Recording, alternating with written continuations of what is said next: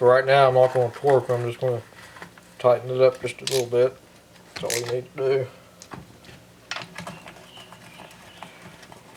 Some people like to put all of them in and torque it to spec to check it. It ain't going to make that much of a difference.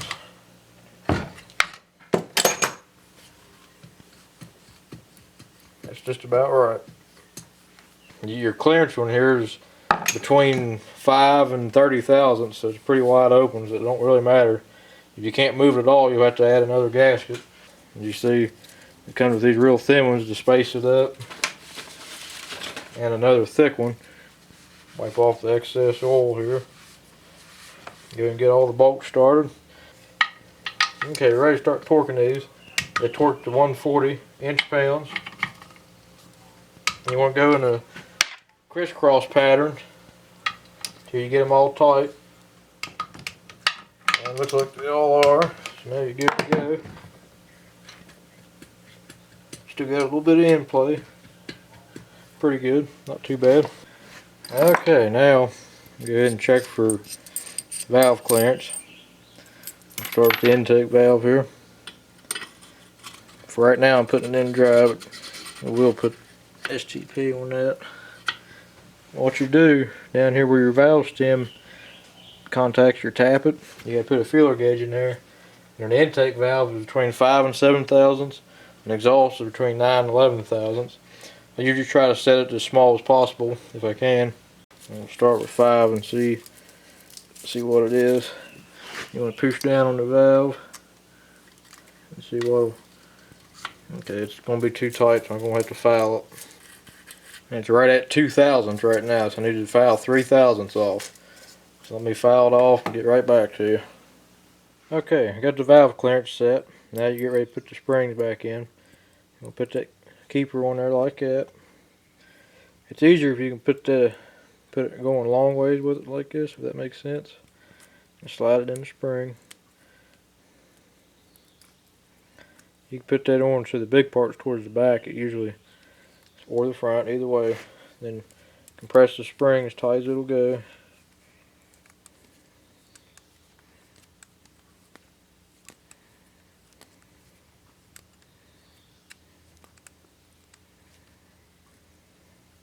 And when you're putting the valve back in here, you want to coat it with STP.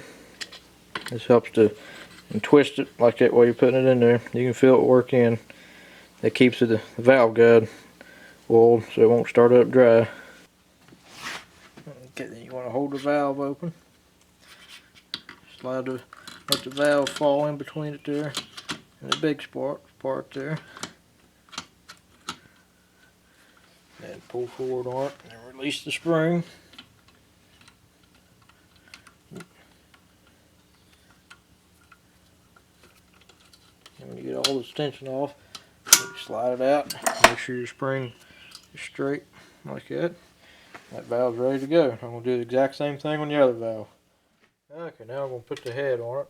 Make sure all your bolts line up. If they don't line up exactly right, try flipping it over. Sometimes it's hard to figure out which side it goes on. Get your head here. You can kind of look through it, line it up, get a couple of bolts.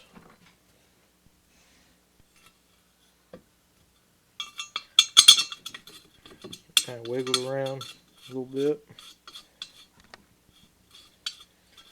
Get it started. You look through it.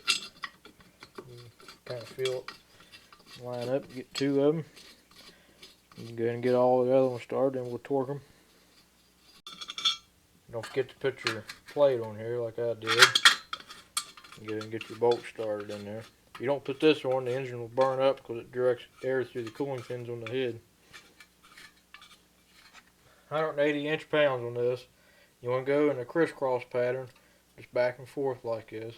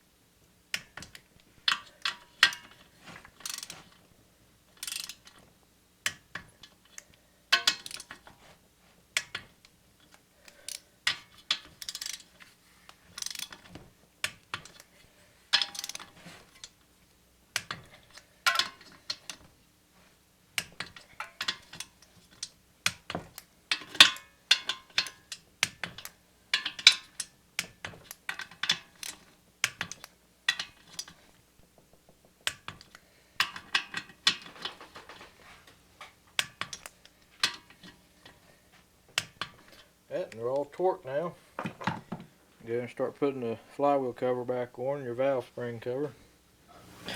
Okay, I'm going to do this the easy way on the setting the armature gap. I got 2 feeler gauges set here. Ready to tighten these. Get them pretty snug. Don't get it real tight because just going in aluminum be easy to strip out. I'm going to tape this wire up too.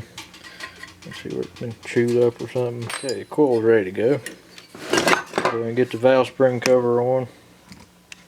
I'm going to do this off camera because it's pretty simple. Just you got the gasket that goes on there, and that goes on there with the 2 screws, and the wire clips into it.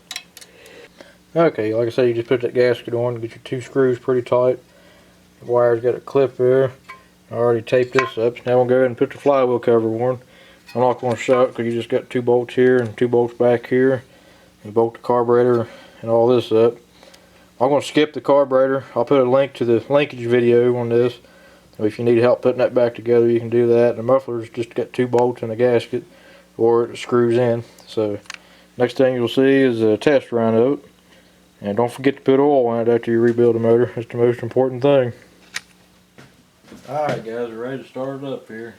Just got it all back together. I know I skipped a few steps on y'all. I'm just trying to speed the video up for you. I'm not going to run a whole long time on the video here. But we'll go ahead and see if it'll start.